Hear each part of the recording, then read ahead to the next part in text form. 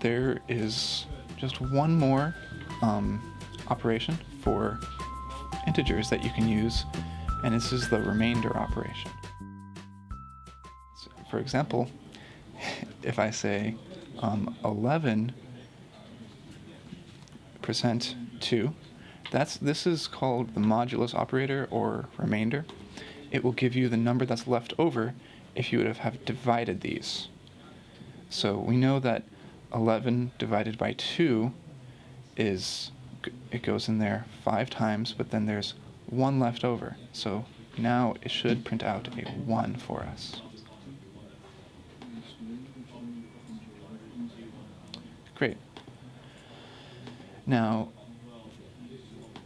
that is it for integer operations. I will now be moving on to float operations, which are basically the same, except for a few minor differences.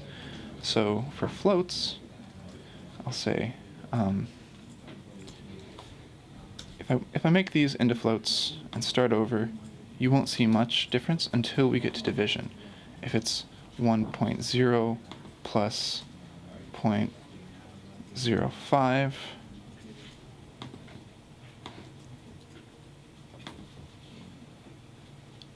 that works the same way as integers. And then we can do, to speed this up, I'm just going to copy and paste these lines and change the operation. So if I do 1.0 minus 0.05,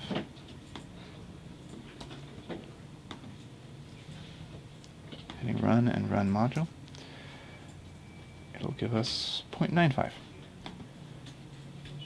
Paste again, say, let's try multiplication.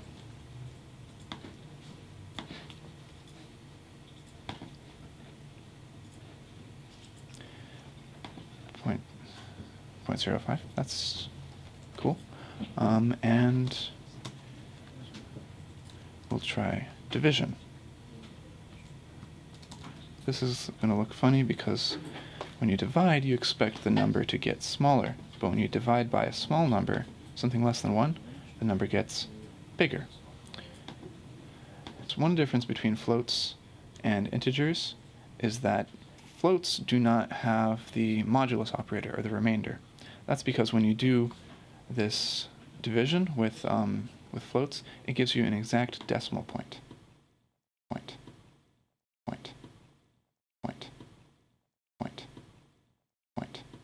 So if I have my math variable and I set it to 5 divided by 3, and those are all integers,